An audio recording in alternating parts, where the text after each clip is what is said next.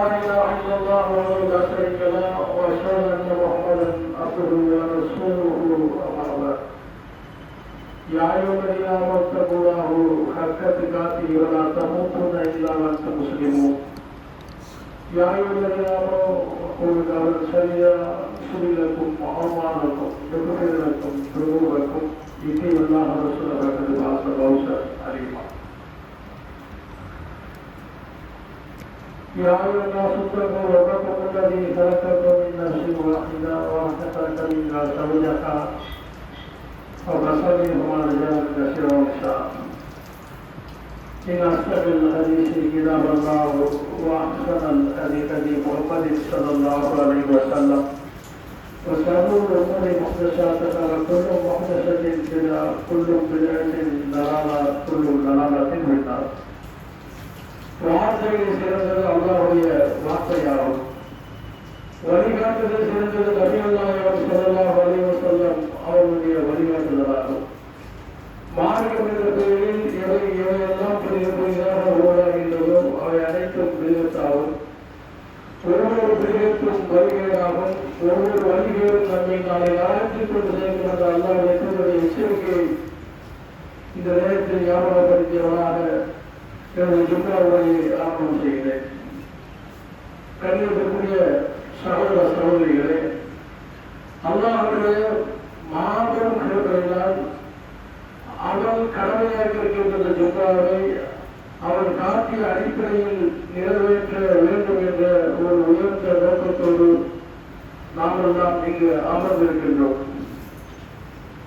நாம் எப்பேற்பட்ட மாதத்தில் அமர்ந்திருக்கிறோம் என்றால்,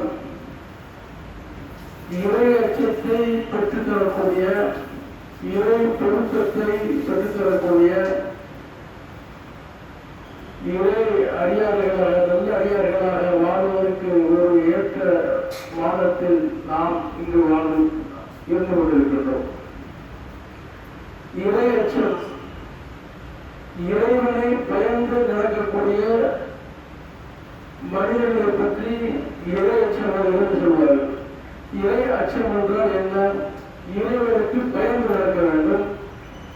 இறைவன் நம்மை பார்த்துக் கொண்டிருக்கின்றான், நம்மை கண்காணித்துக் கொண்டிருக்கின்றான் என்ற எண்ணத்தோடு இந்த உலகத்தில் வாழ வேண்டும். அதன் இறை அச்சம். இறைவன் அவனுக்கு நம்மீது உள்ள கடமைகள் என்ன என்ற விஷயத்தை முதல் தெரிஞ்சுக்கணும்னா, இறையச்சத்தை பற்றி நாம் முதல் தெரிஞ்சுக்கணும். சொன்னா, உதாரணத்துக்கு ஒரு மாடு போகுது, இது நம்ம குற்றம் அப்படின்னு தெரியும், அது கிட்ட போக மாட்டோம். ஒரு சிங்கமோ புளியோ கரடியோ இருக்குது, நம்ம கடித்தோடு கொண்டுவிடும் என்ற ஒரு பயம் இருக்கிறதா விஷயம், அது கிட்ட போக மாட்டோம். நெருப்பு சுற்றும், இது நமக்கு தெரியும், அவருடைய தன்மையை பற்றி தெரியும், அதெல்லாம் என்ன செய்யணும், அது நமக்கு இப்படியான உதாரணங்களை சொல்லிக்கலாம். அப்ப இறைவன் என்ற யார்? இதெல்லாம் வாழ்க்கையில நிகழ்வு பார்க்கிறோம். நெருப்பு கண் முன்னாடி தெரியுது, அது சுற்றா சுற்றும் தெரியுது. அதே மாதிரி மற்ற விளைவுகள் விஷயங்களாக இருக்கட்டும், கரண்டோட தொட்டா சாக்கடிச்சு இறந்துருவோமா அவருக்கு தெரியுது, நிகழ்வா நடக்குது, லைவா நமக்கு தெரியுது. வாழக்கூடிய காலத்துல இறைவன் அவன் கண்ணால பார்த்துருக்கோமா? இறைவன் அவன் கண்ணால பார்க்கல, அவன் எப்படி அஞ்சுகிறது? அவன் இறைவன் யாருக்கு தெரிய வேண்டும். அவனை நாம் நம்பவில்லை என்றால் நம்மை அவன் என்ன செய்வான் என்று நம்ம மனிதன் அதை பற்றி உணர்ந்தால்தான் இறை எச்சம் ஏற்படும். ஒரு மனிதனை பற்றி தெரியாமலேனா ஒரு விஷயத்தை தெரிகிறது கஷ்டம். அப்ப இறைவனை தெரிஞ்சுக்கிறவன், இறைவன் எப்பேற்பட்டவன், அவனுக்கு அஞ்சு நடக்கவில்லை என்றால் நம்மை என்ன செய்வான் என்று முதலில் இறைவனை பற்றிய புரிதல் நமக்கு இருக்க வேண்டும். அப்பதான் இறைச்சம் வரும் நமக்கு. அல்லா நம்மளுக்கிறோம் பிறப்பால் முஸ்லீம்களா இருக்கிறோம். அப்படின்னா நம்முடைய அத்தா அம்மாலாம் அதுக்கு முன்னோர்கள் எல்லாம் முஸ்லீம்களா இருந்ததால நாம் ஒரு முஸ்லீம்களா இருக்கிறத குரான அறிந்து அப்படி நம்ம இஸ்லாத்தை தருவது ரொம்ப கம்மி. இஸ்லாத்தை தருவக்கூடிய அந்த மக்கள், குரானை தருவக்கூடிய அந்த குரானை படித்து வரக்கூடிய அந்த மக்கள் தெளிவாக இறைவனை பற்றி அறிந்திருப்பார்கள். அதுதான் இறை சொல்லி சொல்றோம். இறைவன் யார் எப்படிங்கிறத தெரிஞ்சுக்கணும் சொன்னா, திருக்குறளுக்கு 2 வேற எங்கேயும் பார்க்க முடியாது, யாரும் எதையும் கேட்க முடியாது. திருக்குறள்ல இறைவன் தன்னை பற்றி என்ன சொல்கின்றால், அவன் மனிதர்களை தண்டிப்பது சம்பந்தமாக என்ன சொல்கின்றான் அந்த உள்ள அச்சம் நமக்கு இருந்தால்தான் இறைவன் மீது ஒரு பயம் நமக்கு வருவது. உதாரணத்துக்கு நரகத்தை பற்றி சொல்றான். நரகம் எப்படிப்பட்டது தெரியுமா? நெருப்பாலான தண்டனை. வேற வந்து அங்க தண்டனை எங்க? நெருப்பு தான். இந்த உலகத்தில் இருக்கிறத பல மடங்கு நெருப்புகள் ஆன ஒரு தண்டனை சித்திரவதைதான் இந்த நரகம் நெருப்புகிறது. அதுக்கு கொண்டுதான் இறைவன் எச்சரிக்கின்றான். எப்படிப்பட்ட நெருப்பு தெரியுமா? அவர் சொல்லுகிறார், யாருடைய ஆவரம் நம்பிக்கை கொண்டவர்களே கூறம் புசத்தும் ஆகியிருக்கின்றாரா வக்கூறு கண்ணாசு வகையாரா, உங்களையும் உங்கள் குடும்பத்தாரையும் நரக நெருப்பிலிருந்து பாதுகாத்துக் கொள்கிறது. அது எரிமுறை நெருப்பு தெரியுமா? மனிதர்களும் கற்கள் சொல்லலாம். கல் எங்க எரிக்காய் பண்ணிக்கிறீங்க? எவ்வளவு பெரிய பாரம்பரிய போட்டா கூட கல் எரியாது. கல்லே எரியக்கூடிய எரிபொருளாக, நரகத்தின் எரிபொருளாக மனிதர்களும் கற்களும் இருக்கிறது. அதை சொல்லி எச்சரிக்கின்றான். மனிதர்களும் கற்களும் தான் அங்க ஒவ்வொரு முறையும் அவர் நெருப்பில் கருகி பிரசுரக்கூடிய நேரத்தில் இந்த உலகத்தையே பாருங்க, தீ வந்து அதிகம் எரிஞ்சு ஒரு வருஷம் ஒரு 50 60 கிலோ காப்பாற்ற முடியாது. ஒரு கூட எரிஞ்சிடும். அவன் நல்ல உலக பேசிக்கிட்டு இருப்பான். நாளை பாருங்க, யாராவது இந்த தீயில எரிஞ்ச ஒரு நேரம் பார்த்தீங்கன்னா பார்க்கலாம் போயிட ஒரு 30% 20% வந்து வேதனை கடுமையா இருக்கும். ஏன்னா தோல் வந்து பாதி கறி கருகாம வெளியே உணரக்கூடிய தோல் தானே. முழுசாக எரியப்பட்ட அந்த தோல் எரியப்பட்ட அவர்களுக்கு பார்த்தோம்னு சொன்னா நல்ல உட்கார்ந்து பேசிக்கிட்டு இருக்கோம். நமக்கு ஒண்ணு இல்லை, எதை பார்க்க முடியல, நீர் ஒண்ணு ஒரு வழி தெரியாது. கத்தி வச்சு கொடுத்தோம் தெரியாது, ஒரு வழி தெரியாது. 2 நாள் தான் டைம் காட்டுறோம்னா 2 நாள் மிஞ்சி போக 3 நாள் 5 நாள் இருக்க மாட்டேன். அப்ப இந்த உலகத்துல நெருப்பை எரிஞ்சி சித்திரவதை செய்யக்கூடிய துணிவிக்கக்கூடிய மனிதரை பார்த்து இவர் இறந்துட்டு நல்லா இருப்பார். துணிக்கிறாங்க, பாவமா இருக்க பார்க்கறதுக்கு இவர் இறந்துட்டா நல்லா இருக்குன்னு நம்ம நினைப்போம். மரணம் வந்து அவ்வளவு ஆறுதலாக அவ்வளவு அமைதியாக இந்த உலகத்துல மரணம் இருக்குது. எவ்வளவு வேதனையை அவர் குடிச்சாலும், எவ்வளவு சக்கராதி வேதனை துடிச்சாலும், கத்தினாலும் கதறினாலும் மரணம் வந்து அவனை அமைதிப்படுத்திடும். நரகத்தில் அப்படியா? அல்ல சொல்ல தெரியுமா? கீழ்ப்புறங்களில் இருந்தும் 7 புறங்களில் இருந்தும் வலது புறம் இடது புறம் அவனுக்கு மரணம் திறந்துகொண்டே இருக்கின்றான். அவன் சாவ மாட்டான், வாழ மாட்டான். அவன் பாருங்க, கீழ்ப்புறங்களில் இருக்கிற 4 புறமும் நரகம் மரணம் அவனை சூழ்ந்து வந்து கொண்டே இருக்கும்.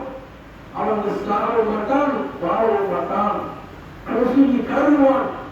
ஒவ்வொரு முறையும் அவன் தோழில் கருவுகிறாங்கல்ல, ஒரு தோழை நாம் மாற்றுவோம். அவன் வேதனையை உணர்வதற்காக ஒரு தோழை நாம் என்ன செய்வோம்? அவருக்கு நாம் மாற்றி கூட இருப்போம். வேதனை அவன் கடைசி வரைக்கும் அவன் வேதனை படுவதற்காக கருக கருக தோல்களை மாற்றோம் நம்ம சொல்றோம். அப்படி எப்படிப்பட்ட வேதனை நமக்கு அந்த தருவான். இறையச்சம் இல்லாமல் உலகத்தில் வாழ்வதால் எப்பேற்பட்ட தண்டனை நமக்கு அல்லா தருவான் என்பதை இதை நாம் உள்ளத்தில் எழுதி கொண்டால்தான் இறைவனை பற்றிய பயம் அச்சம் வந்துடும். இத்தனை சமுதாயங்கள் எதிர்க்கலாம். அங்கே கிடந்த நேரத்தில் போகக்கூடிய நேரத்தில் கதறக்கூடிய நேரத்தில் அல்லா சொல்லிங்கன்னா மலாய்க்கத்தும் கடுமையும் கொடூரம் கொண்ட வாழவர்கள் அங்கிருப்பார்கள். என்னத்தை கேட்கிறார் கிடந்தால் வெளியே சொல்லலாம். அப்பேற்பட்ட ஒரு கொடுமையான ஒரு தண்டனையை இறையச்சம் இல்லாதவர்களுக்கு தெளிவா சொல்லலாம். அது மட்டும் இல்லைங்க, இறையச்சம் இல்லாமல் இந்த உலகத்தில் வாழ்ந்த சமுதாயங்கள் அங்குதான் சொல்லலாம். ஆதி சமுதாயம், சமூக சமுதாயம், அவர்கள் யார் தெரியுமா? வலிமையாக படைக்கப்பட்டவர்கள்.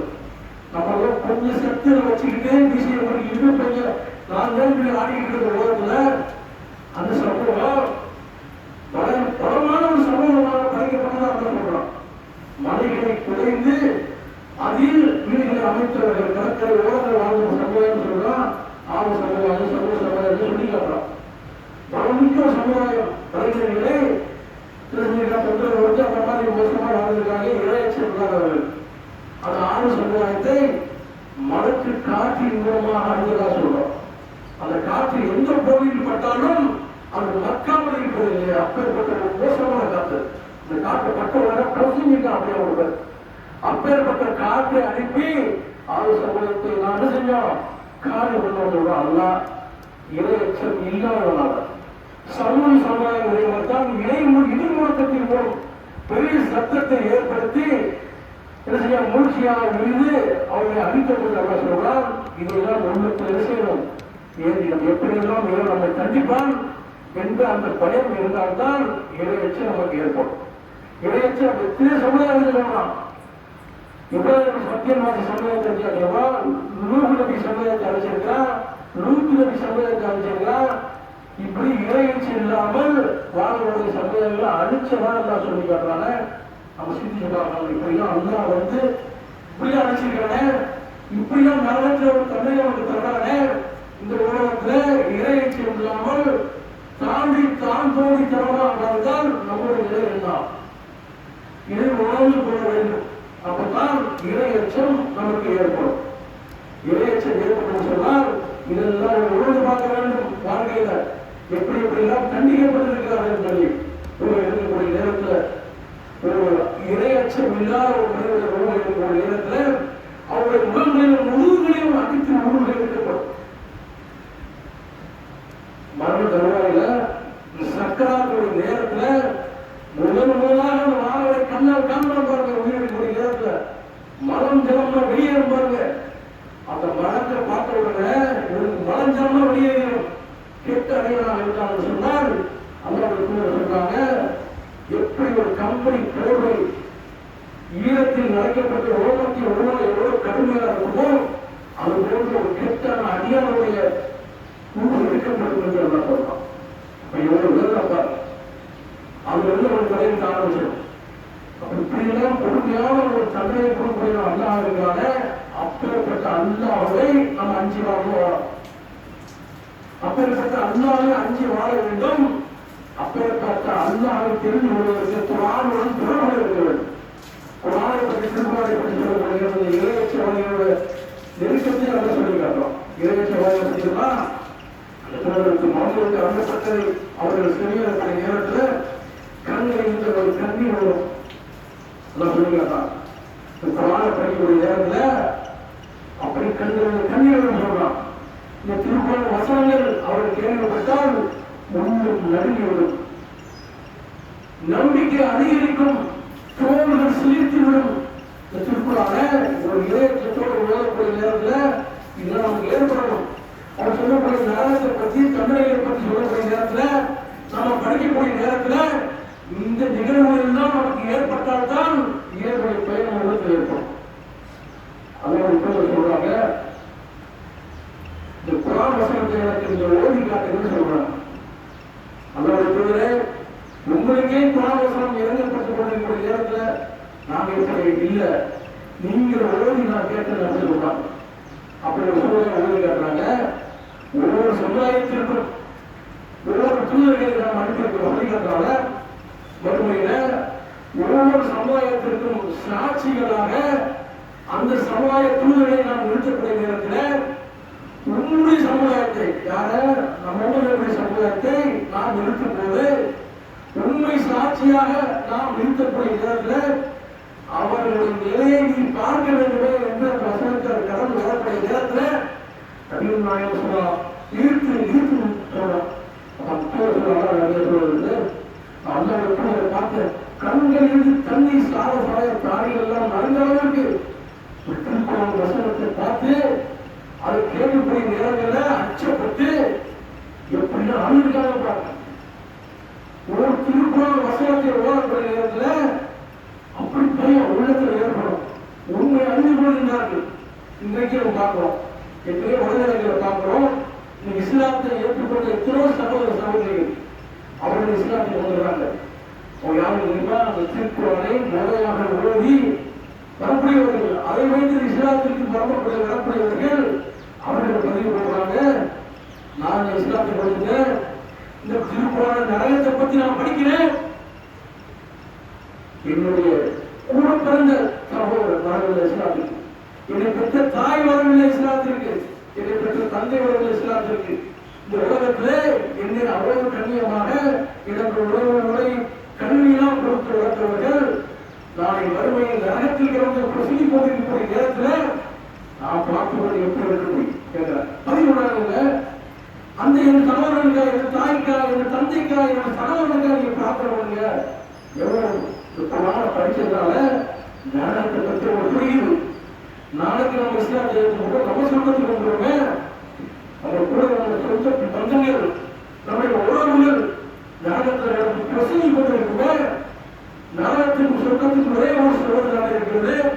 ஒருத்தர் பார்க்கணுமா தான் நல்லா ஏற்படுத்தி வைத்திருக்கிறான். அப்பேற்பட்ட இடத்துல என்னுடைய சகோதரர்கள் பிரசங்கிக்கக்கூடிய இடத்துல என்னை பெற்ற தாய்கள் நரகத்தில் பொறிக்கக்கூடிய இடத்துல எப்படி நான் பார்த்து கொண்டிருப்பேன். எனக்காக என் குடும்பத்திற்காக நீங்க பிரார்த்தனை செய்யுங்கள் என்றெல்லாம் அவர்கள் பதிவுகிறார் என்று சொன்னால் இந்த குரானை முழுமையாக உணர்ந்தவர்களாக அந்த குரானை படித்தார். அது இறையச்சம். இறையச்சம் எப்படி வரும்? அல்லாஹ்வுடைய தூதர் சொல்லி காட்டின சில விஷயங்களை இறையச்சம் ஏற்பட்டவர்கள் எப்படி எல்லாம் நடந்து கொள்வார்கள் சில சம்பவங்கள் பார்த்துக்கலாம்.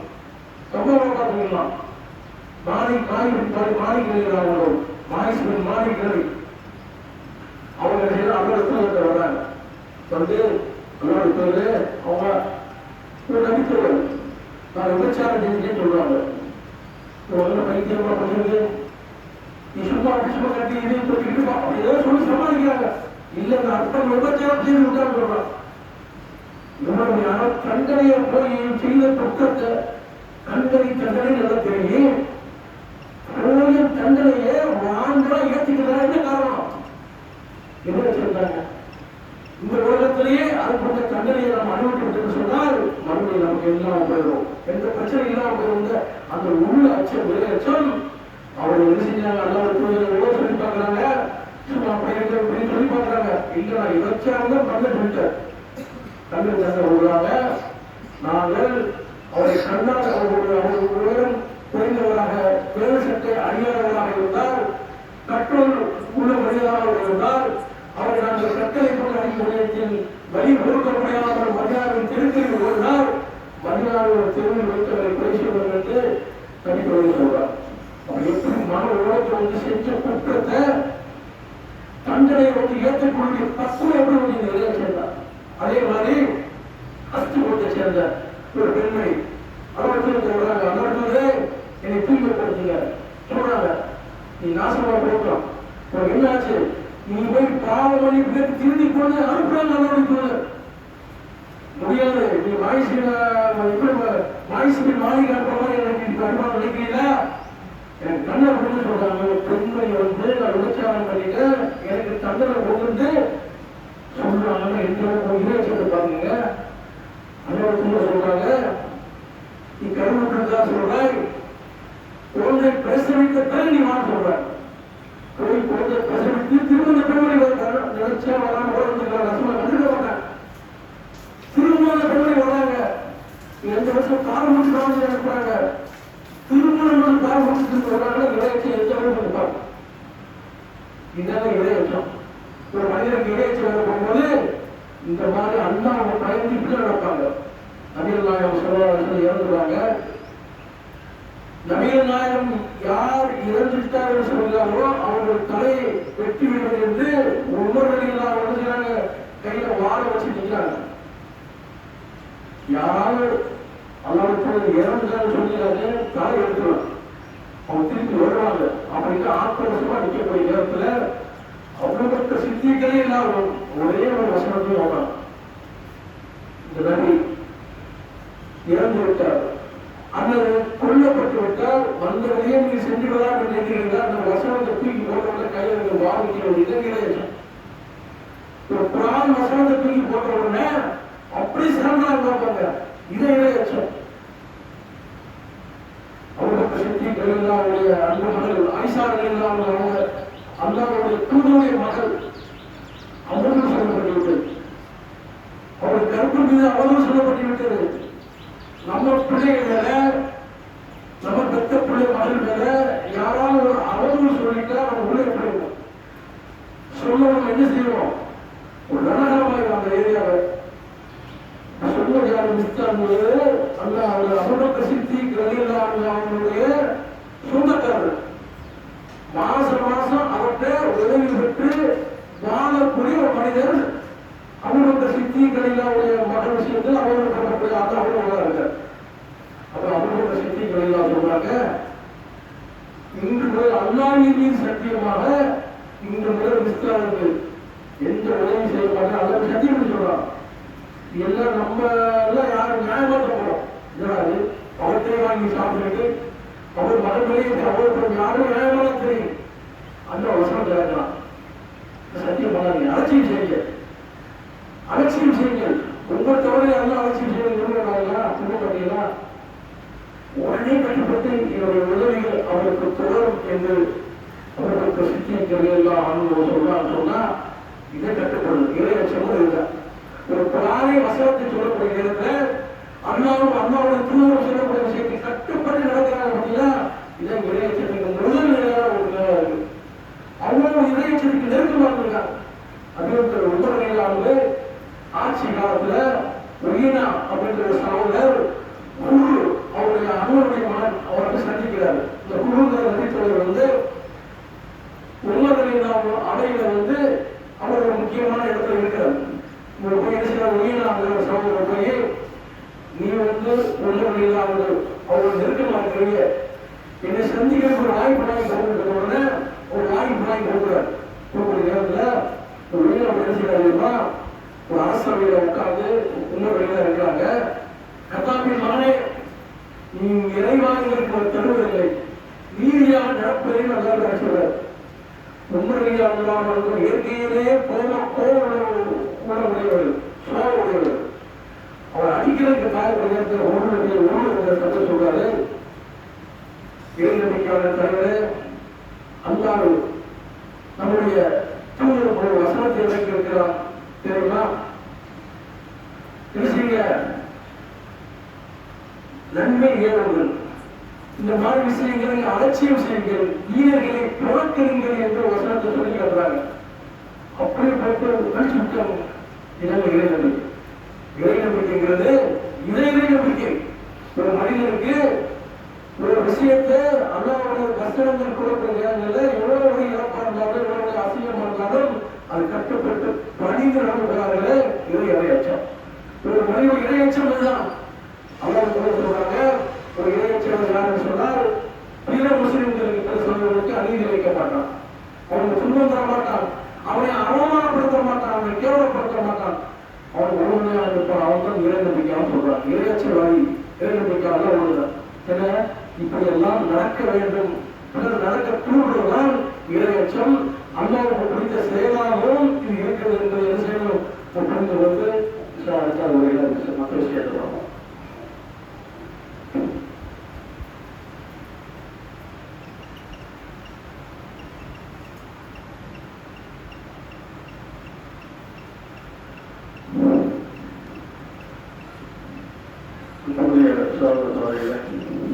இறையச்சத்தை பற்றி பார்த்து வர முடியும். நாம் இந்த புனிதமிகு ரமலான் மாதத்தில் இருந்து கொண்டிருக்கின்றோம். இந்த ரமலான் மாதம் எதற்கு என்று சொன்னால் திருக்குர்ஆன் ஆயப்பட்ட ஒரு மாதம். முஹம்மது நபி அவர்கள் நபியாக வந்த ஒரு மாதம். இஸ்லாம் நமக்கு கிடைத்த மாதம். இதுக்கு முற்றாக அல்லாஹ் விஷயம் சொல்றான், யாருடைய நாமனும் புனித அழைக்கும் முஸ்லிமான புனித அலங்கரி நம்மை தமிழுக்கும் அல்லக்கும் தத்தக்கும். உங்களுக்கு நம்பிக்கை உள்ளவர்களே, உங்களுக்கு முன் சென்றோர் மீது நோக்கு கடமையாக்கப்பட்டதோ உங்கள் மீது நோக்கு கடமையாக்கப்பட்டது. அல்லக்கும் தத்தவர்களே தெரியுமா, நீங்கள் இறையச்சம் அடைய வேண்டும் என்பதே நோக்கம்தான்.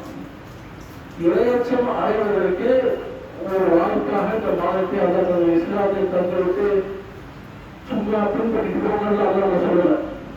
அதுக்கு ஒரு வாழ்முறையை எப்படி ஒரு குழந்தையை பற்றி படிக்க வச்சு ஆளாக்கி அதுக்கு எப்படி நடுவர்கள் பார்க்கணும், அது போல என்ன செய்யலாம் இஸ்லாத்தை தந்து சும்மா விட்டு போக ஒரு பயிற்சிகரமாக இறையச்சம் அடைய வேண்டும் என்பதற்காக என்ன செய்யலாம், ஒரு நோன்பை நடத்தி வந்திருக்கிறான்.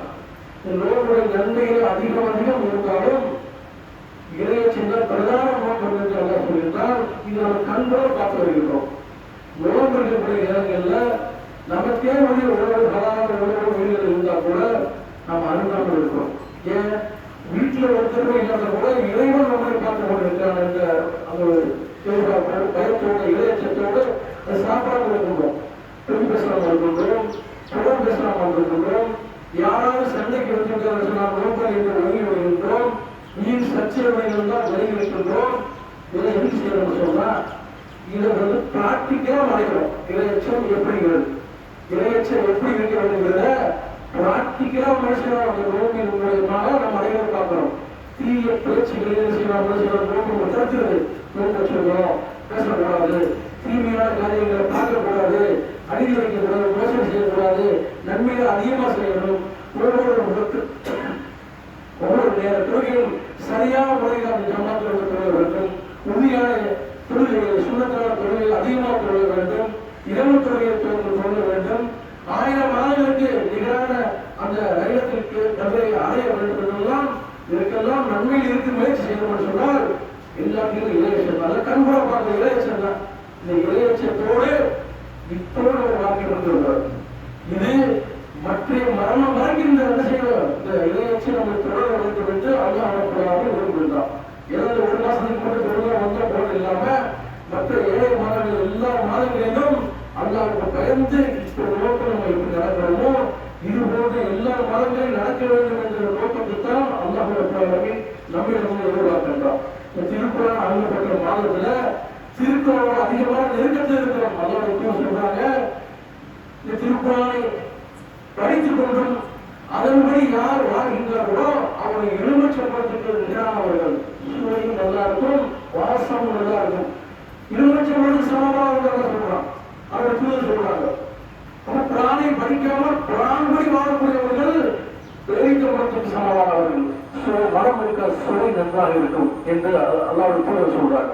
அப்ப குரானை படித்துக் கொண்டு அதன்படி வாழாத நயவஞ்சகர்களை துளசி செடிக்கு ஒப்பானது.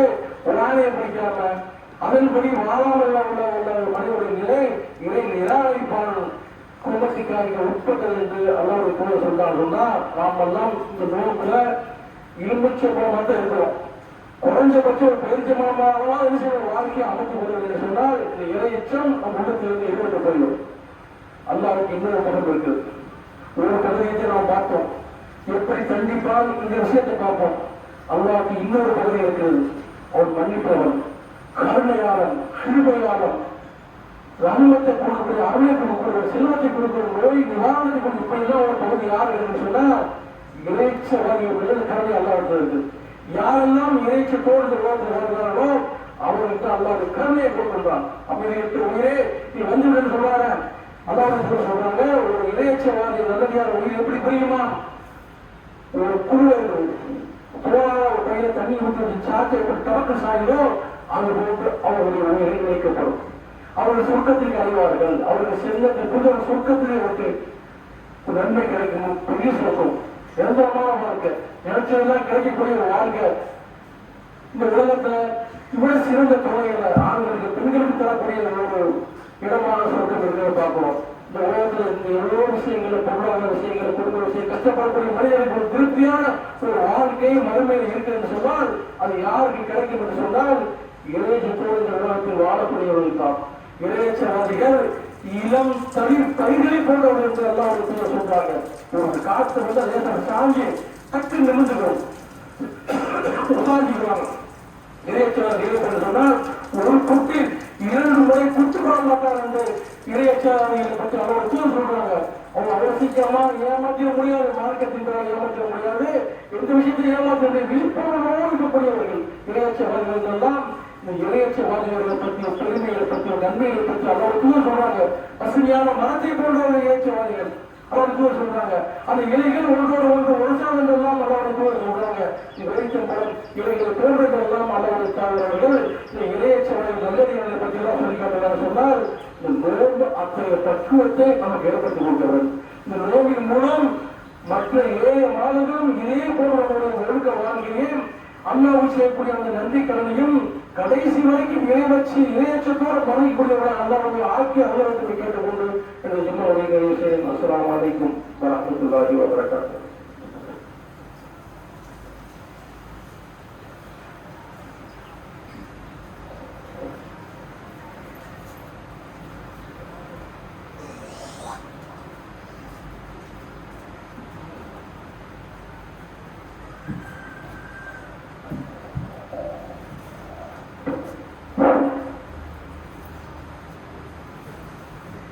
الله أكبر الله أكبر أشهد أن لا إله إلا الله وأشهد أن محمدا رسول الله حي على الصلاة حي على الفلاح قد قامت الصلاة قد قامت الصلاة الله أكبر الله أكبر لا إله إلا الله.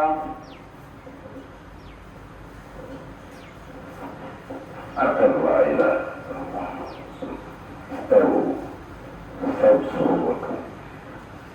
உங்கள் வரிசையை நேராகவும் நெருக்கமாக மாற்றிக் கொள்ளுங்கள்.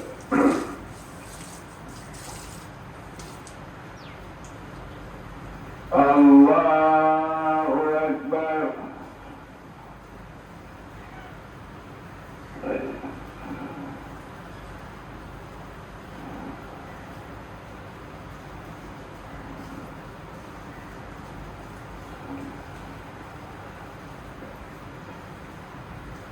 الحمد لله رب العالمين الرحمن الرحيم مالك يوم الدين إياك نعبد وإياك نستعين يهدنا الصراط المستقيم صراط الذين أنعمت عليهم غير المغضوب عليهم ولا الضالين آمين.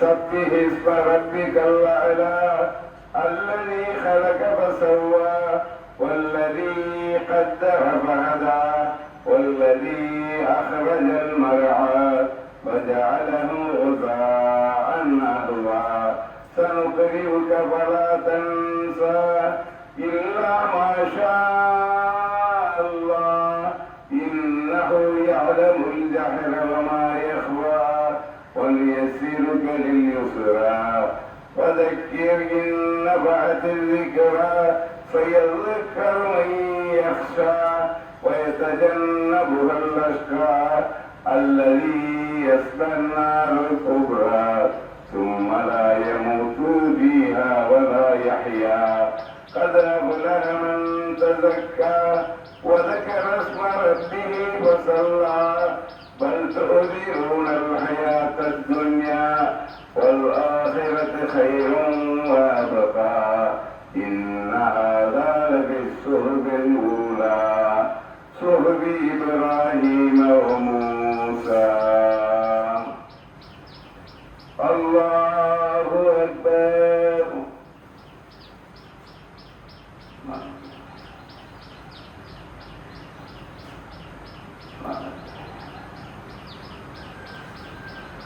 سمع الله لمن حمده.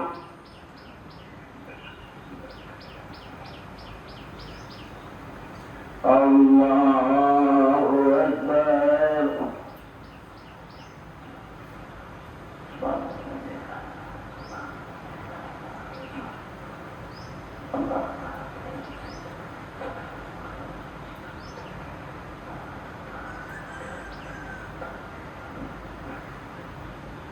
الله أكبر.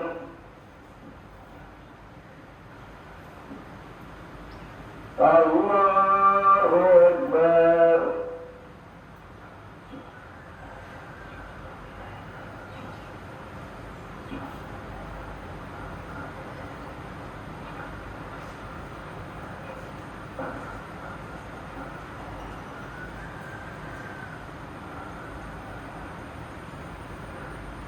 الله